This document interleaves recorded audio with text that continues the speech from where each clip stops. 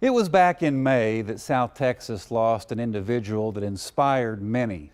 Cody Fuller was a Smithson Valley graduate and two-sport athlete. You can say the same about his time at Texas Tech. Cody was diagnosed with pancreatic cancer in early March and died on May 14th. His faith and his family were his priorities. But Cody was always a community leader and an athletic standard for countless young athletes. His obit read in part, quote, "Cody's impact in the world touched many in the Bulverde and Smithson Valley communities," end quote. But there's no doubt it reaches much further than that.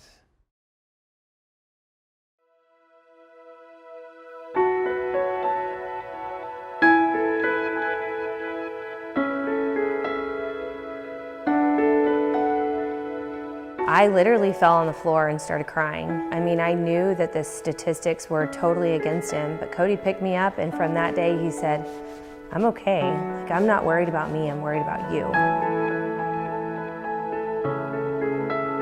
I'm gonna fight as long as I can, and when I can't fight any longer, I know I get to go see Jesus. But I'm sad for you and I'm sad for the kids because I have to leave you behind."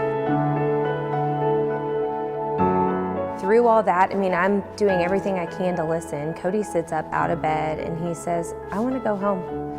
He said, "We've done everything we can, Cassie.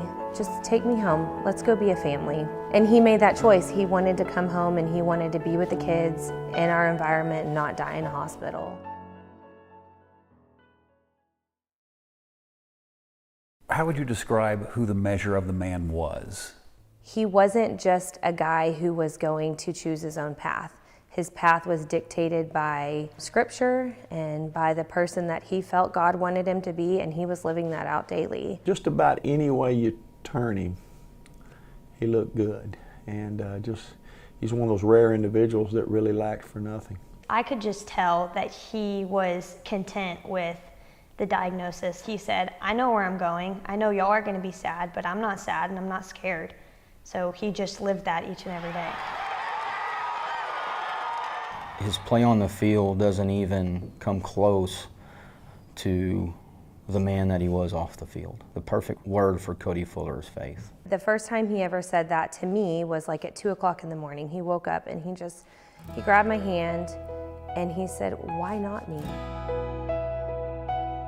I know what my purpose here on earth was. So why not me? I'm ready to go be with Jesus if that's where he needs me to be." I can only think that, they were short one tremendous man in heaven, and we're going to have to get us a draft pick here, and he was #1 pick.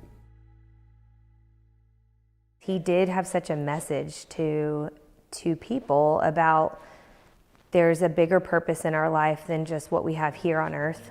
You're given God-given talent, but what you do with that is what makes you exceptional. Cody gave so much to the community, and I think that's why so many people loved him and rallied around him, because he rallied for them for so many years. You know, Coach, I'm going to be all right, and I want y'all to keep rocking on with your program like you've done, because it meant something to me. That teared me up, but it also reminded me that he's going to be gone, and was a few days later. But we've got to go forward, and his example needs to be an inspiration as we go forward. Cody's family and his community believes that God picked him to do what he did. Cody's still working through all of us.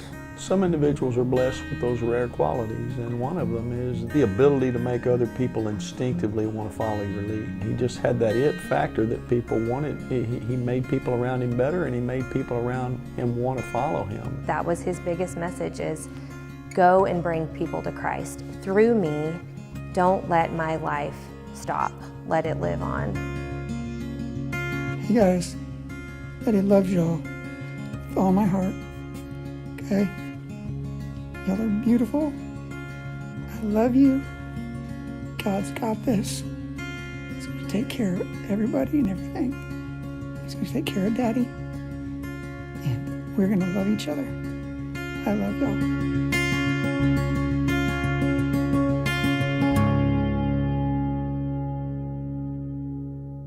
Cody is survived by his wife Cassie and their 4 children, Chandler, Creed, Cohen, and Collins. He was 39 years old.